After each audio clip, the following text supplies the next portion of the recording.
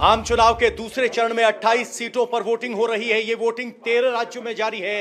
इस बीच प्रधानमंत्री नरेंद्र मोदी पश्चिम बंगाल के मालदा में पहुंचे हैं। वहां एक रैली को संबोधित कर रहे हैं। सीधे आपको वहीं लेकर चलते हैं।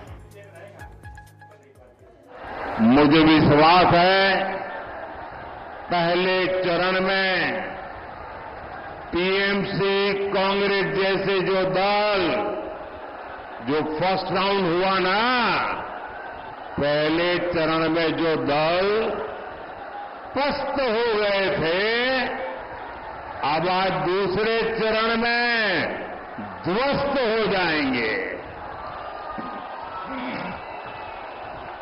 इसलिए मालदा में भी हर तरफ यही गुंज है।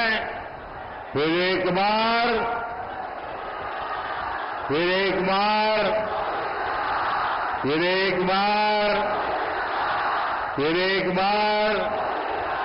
अवसर बना रही है, उन्हें सशक्त कर रही है।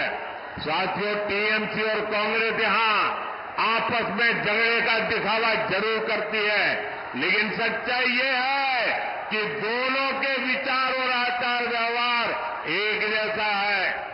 टीएमसी और कांग्रेस के जोड़े रखने का सबसे बड़ा चुंबक है तुष्टीकरण। तुष्टीकरण के लिए ये दोनों पार्टियां कुछ भी कर सकती है। तुष्टीकरण की खातिर ये लोग देश हित के लिए किए गए हर निर्णय को वापस पलटना चाहते हैं।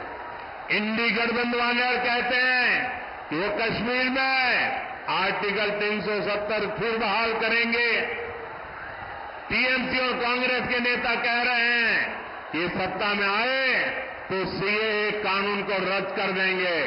आप मुझे बताइए, बंटवारे से पैदा हुए देशों में जहां हिंदू, सिख, ईसाई, बौद्ध धर्म के लोगों पर जुल्म ढाए जाते हैं, जहां उनको धर्मांतरण के लिए मजबूर किया जाता है, जिनके आस्था स्थलों, मंदिरों, गुरुद्वारा, चर्च ध्वस्त कर दिए जाते हैं, जिनकी बहन बेटियों का जबरन शादी करके उनका धर्मांतरण करवा दिया जाता है, आखिर वो कहां जाएंगे?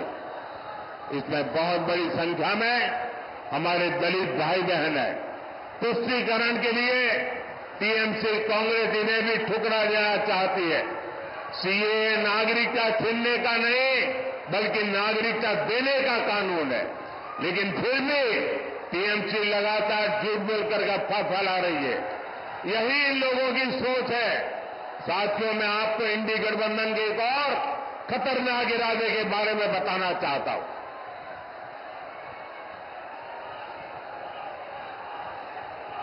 इंडी गठबंधन वाले महिलाओं, आदिवासियों और गरीबों के खिलाफ एक खतरनाक कानून बनाकर लेकर आने चाहते हैं।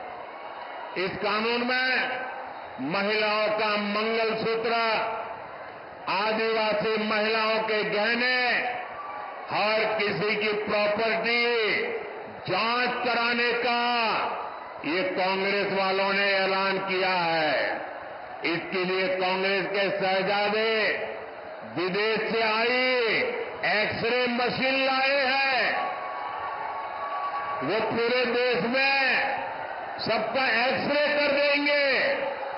कांग्रेस का इरादा है कि जिसके पास जितना पैसा, सोना, चांदी होगा, जमीन होगी, सब पर कब्जा कर लिया जाएगा और फिर उसका एक हिस्सा ये लोग अपने वोट बैंक को दे देंगे। ये कांग्रेस ने घोषणा की है, लेकिन मजा देखिए, टीएमसी वाले भी उसके खिलाफ एक शब्द नहीं बोलते हैं। टीएमसी वाले चुपचाप कांग्रेस के एजेंडा को मौन रह करके समर्थन कर रहे हैं। आप देखिए, टीएमसी और कांग्रेस में तुष्टीकरण का कैसा कंपटीशन चल रहा है। टीएमसी सरकार बंगाल में बांग्लादेशी घुसपैठियों को लाकर बसाने का काम करती है। इन घुसपैठियों को आपकी जमीन खेत पर कब्जा करवाती है और कांग्रेस आपकी संपत्ति ऐसे वोट बैंक में बांटने की बात कर रही है। साथियों, कांग्रेस तो आपके नहीं रहने के बाद आपकी संपत्ति पर भी 55% टैक्स लगाने की योजना बना रही है।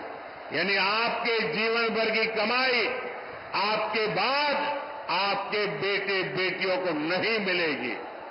उसमें से आधे से ज्यादा कांग्रेस सरकार जब्त कर लेगी और संपत्ति जाएगी कहां? कांग्रेस के वोट बैंक के पास। कांग्रेस के फॉर्मूलों को जानने के बाद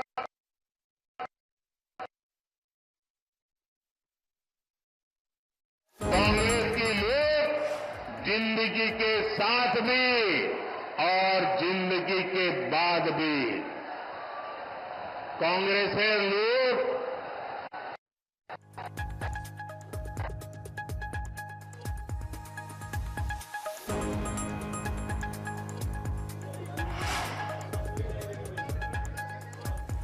तो इस वक्त प्रधानमंत्री नरेंद्र मोदी बालदा में संबोधित कर रहे थे। प्रधानमंत्री एक बार फिर मंगलसूत्र के बयान को दोहरा रहे हैं कि कांग्रेस आपकी प्रॉपर्टी। कांग्रेस की सरकार है वहां कांग्रेस काफी पहले ओबीसी के आरक्षण में सारे मुस्लिमों को हिस्सेदारी दे चुकी है। यानी संविधान के जो हक एससी, एसटी, ओबीसी के लिए सुरक्षित है उसे ये लोग धर्म के आधार पर बांटने का प्रयास कर रहे हैं। अब कर्नाटक का मॉडल कांग्रेस पूरे देश में लागू करना चाहती है। क्या आप इस साजिश को कामयाब होने देंगे? साथियों, आपका एक वोट विकसित भारत, विकसित बंगाल के सपने को पूरा करेगा। मालदा उत्तर से बीजेपी प्रत्याशी और लोकसभा में मेरे बहुत अच्छे साथी श्रीमान खगेन मुर्मू जी और मालदा दक्षिण से श्री रूपा मित्रा चौधरी जी, जिसको आप निर्भया दीदी के नाम से जानते हैं। ये हमारी निर्भया दीदी और हमारे मुर्मू जी 7 मई को इनको आपका एक एक वोट जो देंगे ना, ये आपका वोट सीधा सीधा मोदी के खाते में जाएगा। मेरा अनुरोध है यहां से जाकर के हर परिवार में जाकर के कहना, मोदी जी ने आपको जय श्री राम भी कहा है।